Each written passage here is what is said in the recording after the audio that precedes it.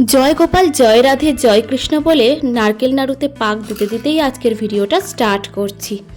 আর আজকের ভিডিওটা একদমই অন্যরকম হতে চলেছে। তোমরা তো সবাই জানো জন্মাষ্টমী, আর আমার সোনা গোপালের বার্থডে বলে কথা। শুভ জন্মদিন, পবিত্র জন্মাষ্টমীটা নিজের হাতে ভোগ রান্না করে আমার গোপুকে না খাওয়ালে হয়? সোনা ভাই আমার।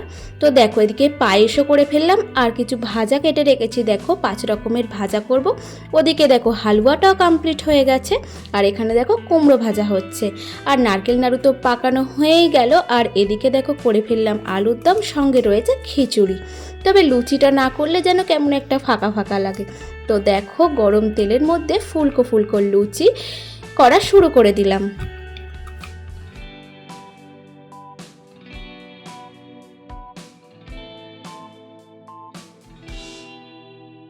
আর ওদিকে ক্ষীরটাও করে নিয়েছিলাম নিজের হাতেই। সত্যি কথা বলতে কি, যত সামান্য কিছু আয়োজন, যতটা পেরেছি ততটাই করেছি। আর বাদবাকি যে সমস্ত জিনিসপত্র, এই ধরো নারকেল নাড়ু, মালপোয়া, তারপরে রয়েছে তালফুরুলি, এগুলোরা আর নিজের হাতে করতে পারিনি। এগুলো দোকান থেকেই আনিয়ে নিয়েছিলাম। আর এই কটা পদই না একা হাতে করতে করতে রাত 12টা বেজে গেছে। তবে একদম ঠিকঠাক টাইম 12টার সময় গোপুর জন্মদিনটা পালন করলাম। আর এই যে দেখো যত সামান্য কিছু আয়োজন সুন্দর করে গুছিয়ে নিচ্ছি। নিজের হাতে যতটা পারছি ততটাই করার চেষ্টা করছি। জানি না গপু কতটা সন্তুষ্ট হবে, তবে আমার মন থেকে না খুব সন্তুষ্টি লাগছে যে নিজের হাতে একটু হলেও ভোগ রান্না করে গপুকে খাওয়াতে পারলাম। তো চলো বেশি কথা না বলে আজকের ভিডিওটা তোমরা দেখতে থাকো।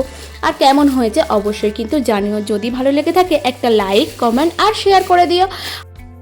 আমার চ্যানেলটাকে সাবস্ক্রাইব করে অবশ্যই আমার চ্যানেলের পাশে থেকো, আর পাশে থাকা বেল আইকনটাও কিন্তু প্রেস করে দিও, কারণ এরকম ধরনের কিছু নতুনত্ব ভিডিও যখনই আমি শেয়ার করব যাতে তোমাদের চ্যানেলে সবার ফার্স্টে পৌঁছে যায়।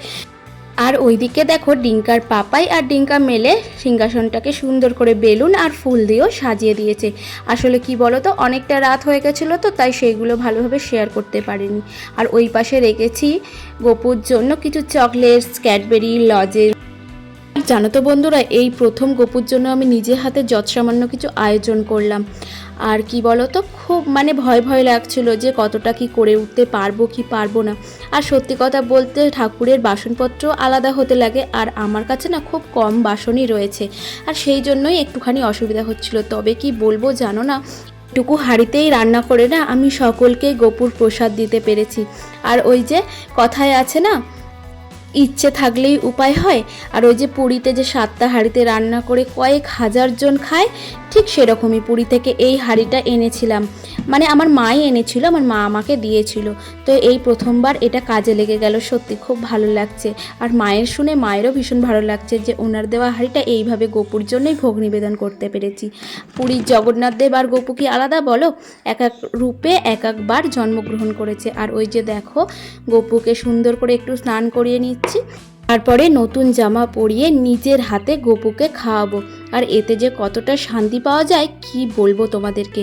তো আজকে আর বেশি কথা বাড়াচ্ছি না, চলো ভিডিওটা দেখতে থাকো। কেমন লাগলো অবশ্যই জানিও। আজকের মতন এই পর্যন্তই, টাটা।